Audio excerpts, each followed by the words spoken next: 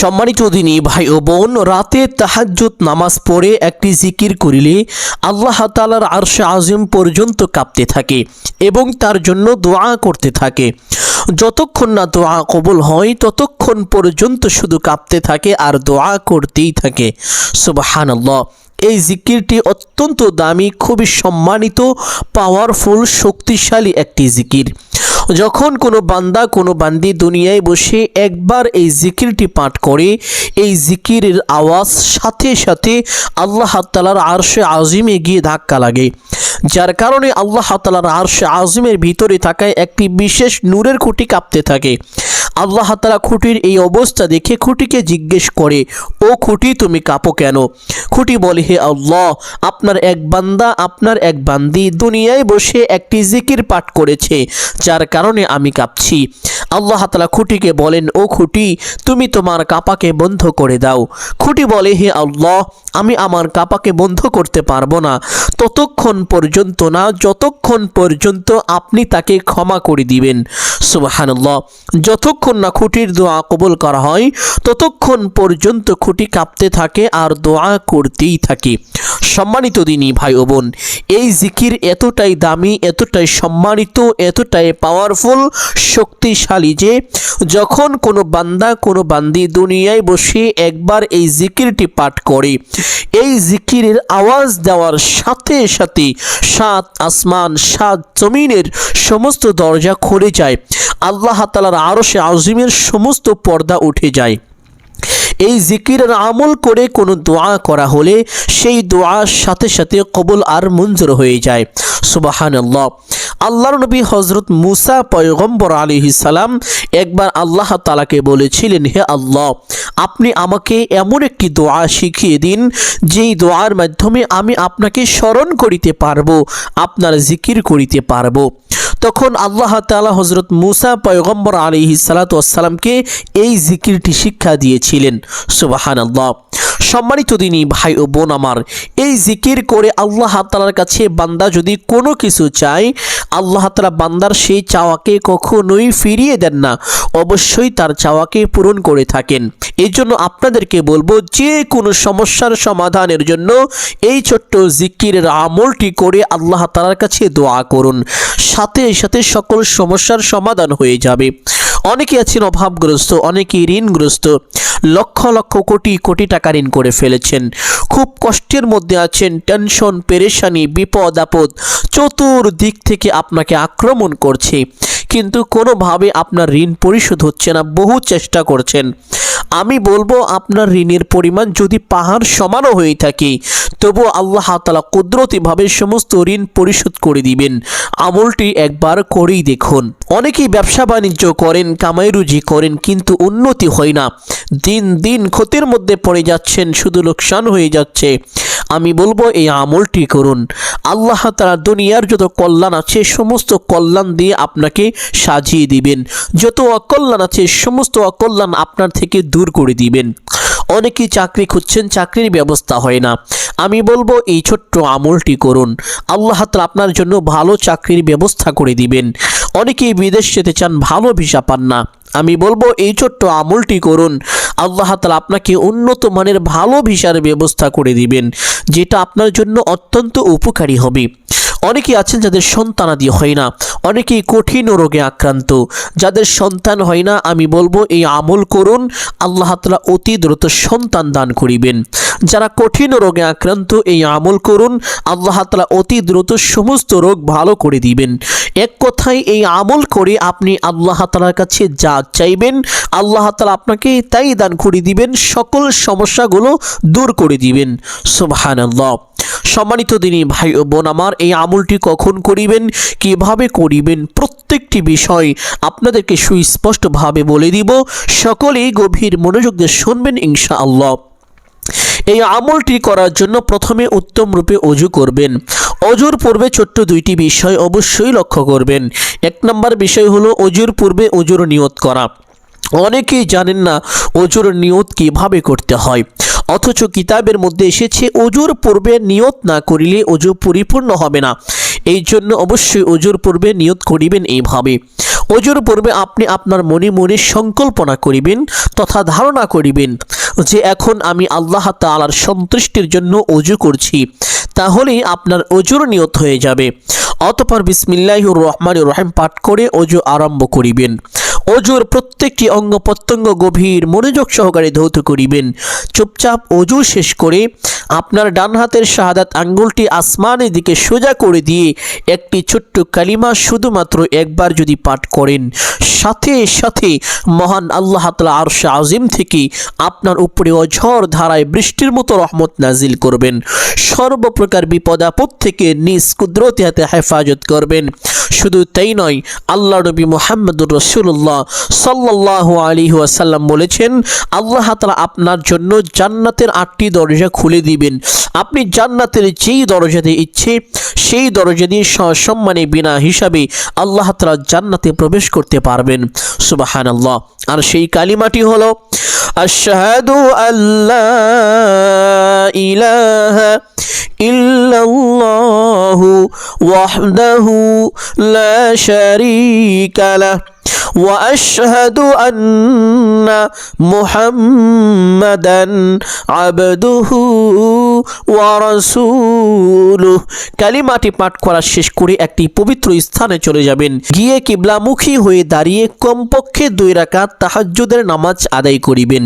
তাহাজ্জুদের নামাজ কিভাবে পড়তে হয়, নিয়ত কিভাবে করতে হয়, এই নামাজ সর্বমোট কত রাকাত পড়তে হয় অনেকেই জানেন না। সম্মানিত দিনী ভাই বোন, তাহাজ্জুদ নামাজ চেষ্টা করিবেন 8 অথবা 12 রাকাত পড়ার জন্য। কারণ আল্লাহ নবী সাল্লাল্লাহু আলাইহি ওয়াসাল্লাম এই নামাজ কখনো 8 রাকাত পড়েছেন, কখনো 12 রাকাত পড়েছেন, তবে এর থেকে কম বা বেশি কখনোই পড়েননি। এই জন্য চেষ্টা করিবেন 8 অথবা 12 রাকাত পড়ার জন্য। তবে আপনি চাইলে সর্বনিম্ন 2 রাকাত থেকে শুরু করে সর্বোচ্চ যত রাকাত ইচ্ছে পড়তে পারেন, কোনো সমস্যা নেই। এই নামাজের নিয়তটি এভাবে করিবেন, আমি কিবলামুখী হয়ে আল্লাহ তাআলার সন্তুষ্টির জন্য 2 রাকাত তাহাজ্জুদের নামাজ আদায় করিতেছি। আর বাকি বিষয়গুলো অন্যান্য নামাজ যেভাবে আদায় করে থাকেন ঠিক একই রকম ভাবে এই 2 রাকাত নামাজ আপনারা আদায় করিবেন ইনশাআল্লাহ। সম্মানিত দিনী ভাই বোন, তাহাজ্জুদ নামাজ শেষ করে সেই স্থানে বসে প্রথমে একটি ছোট্ট দুরূদ পাঠ করিবেন। যেই দুরূদের ব্যাপারে পবিত্র হাদিসের মধ্যে এসেছে, আল্লাহর নবী মুহাম্মদুর রাসূলুল্লাহ সাল্লাল্লাহু আলাইহি ওয়াসাল্লাম বলেন, যেই ব্যক্তি আমি রাসূলের উপরে একবার দুরূদটি পাঠ করবে, আল্লাহ তাআলা সাথে সাথে ওই ব্যক্তির উপরে 10টি রহমত নাজিল করবেন। তাকে বড় বড় 10টি বিপদ থেকে আল্লাহ তাআলা স্বয়ং নিজ কুদরতি হাতে হেফাজত করবেন। তার মনের বড় বড় 10টি আশা বাসনা আল্লাহ তাআলা গায়েবীভাবে পূরণ করে দিবেন। তার আমল নামায় কমপক্ষে 10টি নেকি দান করবেন।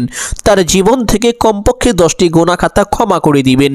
সুবহানাল্লাহ। শুধু তাই নয়, যেই ব্যক্তি দুনিয়াতে এই দুরূদটি বেশি বেশি পাঠ করবে, আল্লাহ তাআলা ওই ব্যক্তির সকল কাজকে সহজ করে দিবেন। অনেক সময় দেখা যায় আমরা অনেক কঠিন পরিস্থিতির মধ্যে পড়ে যাই, আমাদের সামনে অনেক কঠিন কাজ আছে, যে কাজগুলো আমরা করতে পারি না, আমাদের সাধ্যে কুলায় না। আপনারা যদি তখন এই ছোট্ট দুরূদটি পাঠ করেন, আল্লাহ তাআলা সেই কাজকে আপনার জন্য একেবারে সহজ করে দিবেন। যেমন ধরেন, আপনি একজন পরীক্ষার্থী, পরীক্ষা দিবেন, পরীক্ষার প্রশ্নটি আপনার জন্য খুবই কঠিন, আপনি পারছেন না, তখন যদি বসে বসে এই দুরূদটি পাঠ করেন, আল্লাহ তাআলা গায়েবীভাবে আপনার পরীক্ষাকে অত্যন্ত সহজ করে দিবেন। সুবহানাল্লাহ। এরকম ভাবে যে কোনো কাজই সহজ হয়ে যাবে যদি আপনি এই দুরূদটি বসে বসে বেশি বেশি পাঠ করেন। সম্মানিত দিনী ভাই ও বোন আমার, শুধু তাই নয়, এই দুরূদের ব্যাপারে আল্লাহর নবী সাল্লাল্লাহু আলাইহি ওয়াসাল্লাম বলেছেন, যে ব্যক্তি দুনিয়াতে যত বেশি আমার উপরে এই দুরূদ পাঠ করবে, ওই ব্যক্তি কাল হাসরের ময়দানে আমি রাসূলের তত বেশি নিকটবর্তী হবে। আর আল্লাহ নবী সাল্লাল্লাহু আলাইহি ওয়াসাল্লাম ওই ব্যক্তির জন্য আল্লাহ তাআলার দরবারে সুপারিশ করে ওই ব্যক্তিকে নিরাপদে জান্নাতে পৌঁছে দিবেন। আর সেই ছোট্ট দুরূদটি হলো, আল্লাহুম্মা সাল্লি ওয়া সাল্লিম আলা নাবিয়িনা মুহাম্মদ। আল্লাহুম্মা সাল্লি ওয়া সাল্লিম আলা নাবিয়িনা মুহাম্মদ। দুরূদটি আমলের সময় 7 বার পাঠ করিবেন। দুরূদটি পাঠ করার পরে একটি ছোট্ট ইস্তেগফার পাঠ করিবেন। যেই ইস্তেগফারের ব্যাপারে পবিত্র হাদিসের মধ্যে এসেছে, হযরত আব্দুল্লাহ ইবনে আব্বাস রাদিয়াল্লাহু তাআলা আনহু থেকে বর্ণিত। তিনি বলেছেন, আল্লাহ নবী সাল্লাল্লাহু আলাইহি ওয়াসাল্লাম বলেন, যে ব্যক্তি দুনিয়াতে এই ইস্তেগফারটি বেশি বেশি পাঠ করবে, আল্লাহ তাআলা ওই ব্যক্তির গুনাহকে মোচন করে দিবেন, তার অভাব অনটন দুঃখ কষ্ট পেরেশানি বিপদ আপদ বালা মুসিবত দূর করে দিবেন এবং আল্লাহ তাআলা তাকে অকল্পনীয়ভাবে রিজিক দান করিবেন। সুবহানাল্লাহ। এই ইস্তেগফার বেশি বেশি পাঠ করলে আল্লাহ তাআলা আপনাকে এমন এমন জায়গা থেকে রিজিক দান করিবেন যেটা কখনো কল্পনাও করতে পারেননি। অকল্পনীয় রিজিক পেতে, জীবনের গুনাহ খাতা ক্ষমা করাতে অবশ্যই ছোট্ট এই ইস্তেগফারটি 7 বার জীবনের সমস্ত গুনাহের কথা স্মরণ করে আল্লাহ তাআলার দরবারে লজ্জিত ও অনুতপ্ত হয়ে ক্ষমার আশায় একমাত্র আল্লাহকে সন্তুষ্টি করার উদ্দেশ্যে এইভাবে পাঠ করিবেন।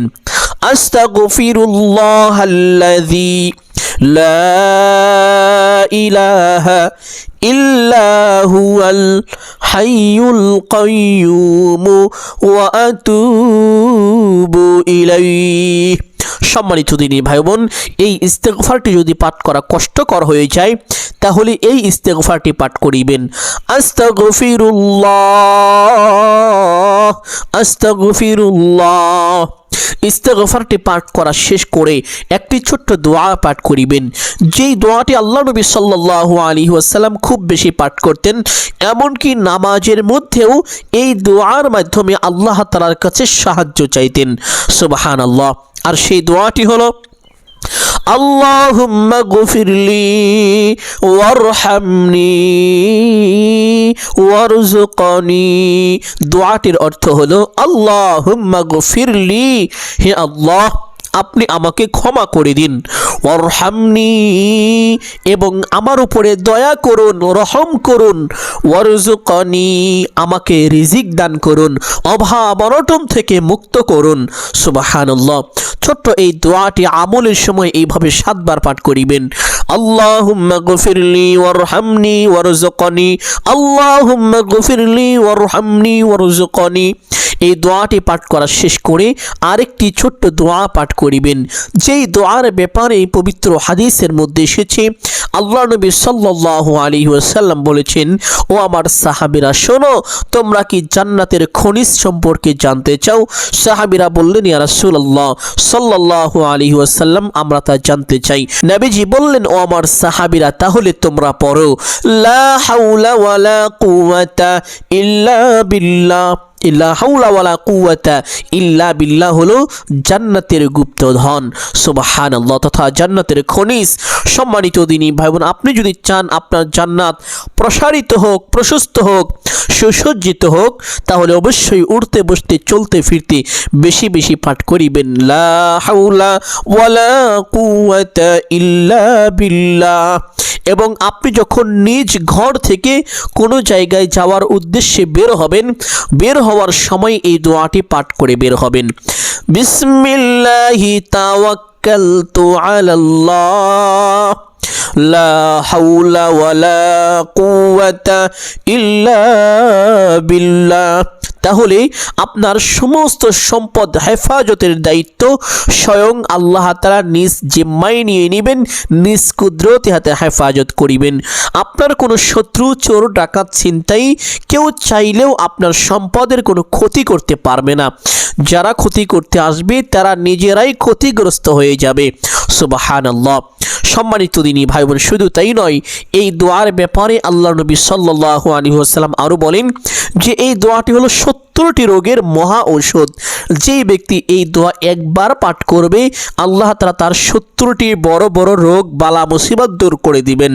আর তার মধ্যে সবচেয়ে ছোট রোগ বলা হয়েছে বান্দার অভাব অনটন। আপনি যখনই কোনো অভাবের মধ্যে পড়ে যাইবেন, দোয়াটি পাঠ করিবেন, অভাব অনটন সাথে সাথে দূর হয়ে যাবে। সুবহানাল্লাহ। সম্মানিত দিনী ভাই বোন, আমলের সময় ছোট্ট দোয়াটি এইভাবে 7 বার পাঠ করিবেন। দোয়াটি 7 বার পাঠ করার পরে আরেকটি ছোট্ট দোয়া পাঠ করিবেন, যেই দোয়ার ব্যাপারে পবিত্র হাদিসের মধ্যে এসেছে আল্লাহ নবী সাল্লাল্লাহু আলাইহি ওয়াসাল্লাম সাহাবীদেরকে বললেন, ও আমার সাহাবীরা, যেই ব্যক্তি অসুস্থ অবস্থায় এই দোয়াটি 40 বার পাঠ করবে সে অতি দ্রুত সুস্থ হয়ে যাবে। আর সে যদি সুস্থ না হয়, অসুস্থ অবস্থায় মৃত্যুবরণ করে, তাহলে মৃত্যুর সাথে সাথে তার আমল নামায় 40 জন শহীদের সমপরিমাণ সওয়াব দান করা হবে। আর সে যদি সুস্থ হয়ে যায়, সুস্থ হওয়ার সাথে সাথে তার পিছনের সমস্ত গুনাহ খাতা ক্ষমা করে দেওয়া হবে। সুবহানাল্লাহ। আর সেই দোয়াটি হলো, লা ইলাহা ইল্লা আনতা সুবহানাকা ইন্নী কুনতু মিনাজ-জালিমিন।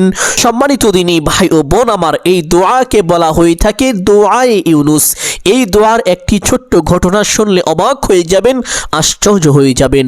আল্লাহ নবী সাল্লাল্লাহু আলাইহি ওয়াসাল্লাম সাহাবীদেরকে বলতেছিলেন, ও আমার সাহাবীরা, একবার আল্লাহ নবী হযরত ইউনুস আলাইহিস সালামকে মাছে গিলে ফেলেছিল। মাছের পেটের মধ্য থেকে হযরত ইউনুস আলাইহিস সালাতু ওয়াস সালাম এই দোয়াটি পাঠ করেছিলেন। আর এই দোয়ার বরকতে আল্লাহ তাআলা হযরত ইউনুস আলাইহিস সালামকে হেফাজত করেছিলেন। সাহাবীরা বললেন, ইয়া রাসূলুল্লাহ সাল্লাল্লাহু আলাইহি ওয়াসাল্লাম, এই দোয়াটি কি শুধুমাত্র হযরত ইউনুস আলাইহিস সালামের জন্যই বৈশিষ্ট্য, নাকি সমস্ত মানুষের জন্য বৈশিষ্ট্য? নবীজি বললেন, ও আমার সাহাবীরা শোনো, এই দোয়াটি শুধুমাত্র হযরত ইউনুস আলাইহিস সালামের জন্যই বৈশিষ্ট্য নয়, এই দোয়াটি সমস্ত মানুষের জন্য বৈশিষ্ট্য। যখন কোনো বান্দা কোনো বান্দী কঠিন বিপদের মধ্যে পড়ে যাইবে, সে যদি সাথে সাথে এই দোয়ার মাধ্যমে আল্লাহ তাআলার কাছে সাহায্য চায়, তাহলে আল্লাহ তাআলা তার বিপদ যত কঠিন, যত বড়, যত শক্তিশালী হোক না কেন, তার বিপদকে দূর করে দিবেন। সুবহানাল্লাহ। সম্মানিত দিনী ভাই বোন, এই জন্য চেষ্টা করিবেন যখনই কোনো বিপদের মধ্যে পড়ে যাইবেন এই দোয়াটি পাঠ করিবেন এবং আমলের সময় কমপক্ষে 7 বার পাঠ করিবেন। দোয়াটি পাঠ করা শেষ করে একটি জিকির করিবেন, যেই জিকিরের ব্যাপারে আল্লাহ তাআলা বলেন, লা ইন শাকারতুম লা আযীদান্নাকুম ওয়া লা ইন কাফারতুম ইন্না আযাবি লাশাদীদ। যেই ব্যক্তি আমি আল্লাহ তাআলার নিয়ামত পেয়ে নিয়ামতের শুকরিয়া আদায় করবে, আলহামদুলিল্লাহ পাঠ করবে, আমি আল্লাহ তাআলা ওই ব্যক্তিকে আরো বেশি নিয়ামত দান করব।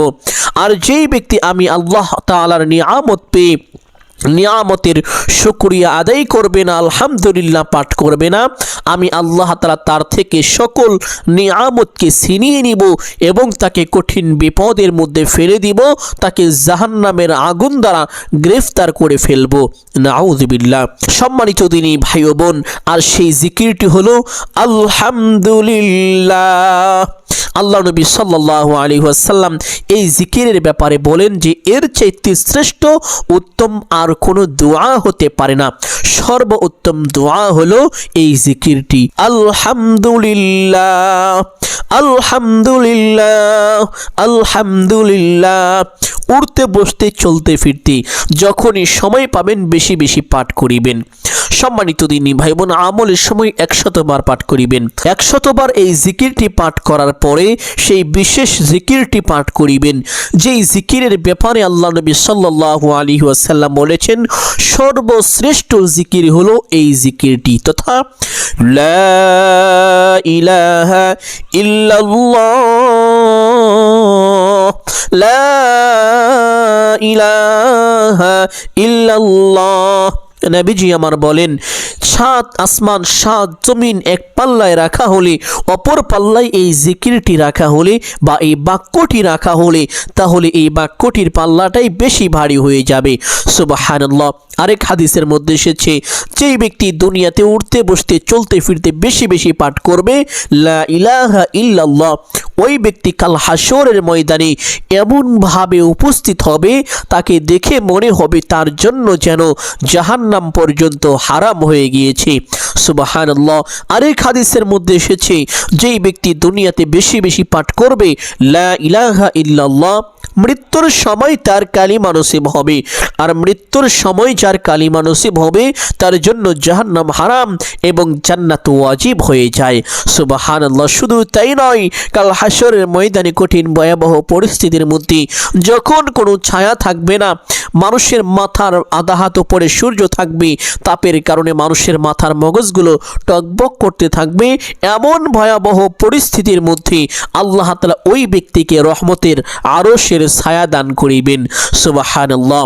এই জন্য উঠতে বসতে চলতে ফিরতে যখনই সময় পাবেন সদা সর্বদা বেশি বেশি পাঠ করিবেন লা ইলাহা ইল্লাল্লাহ, লা ইলাহা ইল্লাল্লাহ। এভাবে 100 বার পাঠ করিবেন, অতঃপর একবার পড়বেন লা ইলাহা ইল্লাল্লাহু মুহাম্মাদুর রাসূলুল্লাহ।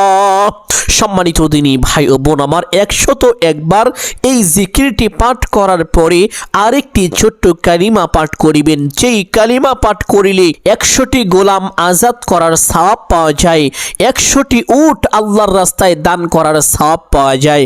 সুবহানাল্লাহ। আর সেই কালিমাটি হলো লা ইলাহা ইল্লাল্লাহু ওয়াহদাহু লা শারীকা লাহু লাহুল মুলকু ওয়া লাহুল হামদু ইউহয়ি ওয়া ইউমীতু ওয়া হুয়া আলা কুল্লি শাইইন কাদির। লা ইলাহা ইল্লাল্লাহু ওয়াহদাহু লা শারীকা লাহু লাহুল মুলকু ওয়া লাহুল হামদু ইউহয়ি ওয়া ইউমীতু ওয়া হুয়া আলা কুল্লি শাইইন কাদির। ছোট্ট এই দোয়াটি এইভাবে 7 বার পাঠ করিবেন। পাঠ করা শেষ করে আবার সেই দুরূদটি 7 বার পাঠ করিবেন। আল্লাহুম্মা সাল্লি ওয়া সাল্লিম আলা নাবিয়িনা মুহাম্মদ। অতঃপর মোনাজাত করবেন। এখন আপনার জবান পবিত্র হয়ে গিয়েছে, আপনি যা চাইবেন এই জবান দিয়ে যেটাই বলবেন আল্লাহ তাআলা তাই দান করিবেন, সেটাই কবুল করিবেন। সুবহানাল্লাহ। মোনাজাতটি এভাবে করিবেন আলহামদুলিল্লাহি রাব্বিল আলামিন ওয়াসসালাতু ওয়াসসালামু আলা সাইয়্যিদিল আম্বিয়া ওয়াল মুরসালিন। এই দুইটি বাক্য বলার পরে আপনার যা প্রয়োজন সমস্ত কিছু আল্লাহ তাআলার কাছে চাইবেন। চাওয়া শেষ করে একবার বলবেন হে আল্লাহ, আপনার হাবিবের উসিলা করে আমার দোয়া মুনাজাত কবুল আর মঞ্জুর করে নিন। অতঃপর 3 বার বলবেন আমিন আমিন আমিন বিরহমাতিকা ইয়া আরহামার রাহিমিন। এইভাবে মুনাজাত শেষ করে একবার পড়বেন সাল্লাল্লাহু আলাইহি ওয়াসাল্লাম। সাথে সাথে আপনার দোয়া আল্লাহ তাআলার আরশে আজিমে পৌঁছে যাবে, আপনার দোয়া কবুল আর মঞ্জুর হয়ে যাবে। এইভাবে যদি এই আমলটি করতে পারেন কপাল খুলে যাবে, ভাগ্য পরিবর্তন হয়ে যাবে। ঋণের পরিমাণ যদি পাহাড় সমান হয়ে থাকে তবুও তা কুদরতিভাবে পরিশোধ হয়ে যাবে। আপনি যা চাইবেন আল্লাহ তাআলা আপনাকে তাই দান করিবেন। মনের সকল আশা বাসনা আল্লাহ তাআলা কুদরতিভাবে পূরণ করে দিবেন। সুবহানাল্লাহ। সম্মানিত দিনী ভাই ও বোন আমার, আমি আশা করছি আজকের এই আমলটি আপনাদের সকলের জন্য অত্যন্ত গুরুত্বপূর্ণ এবং উপকারী ছিল। অতএব সকলকে বলবো সদকায়ে জারিয়ার উদ্দেশ্যে কমপক্ষে একটি হলেও শেয়ার করে দিবেন। যদি আলোচনাটি ভালো লাগে অবশ্যই ভিডিওতে একটি লাইক করবেন, কমেন্টে আমিন বলে দোয়ায় শরীক থাকবেন। যারা এই চ্যানেলে নতুন দর্শক রয়েছেন চেষ্টা করিবেন চ্যানেলটি সাবস্ক্রাইব করে রাখার জন্য। সকলের জন্য অন্তর থেকে দোয়া করি আল্লাহ তাআলা সকলকে ভালো রাখুন, সুস্থ রাখুন, জানে মালিক আমায় রুজিতে প্রচুর পরিমাণ উন্নতি ও বরকত দান করুন। সকলেই বলি আমিন সুম্মা আমিন। আসসালামু আলাইকুম ওয়া রাহমাতুল্লাহি ওয়া বারাকাতুহু।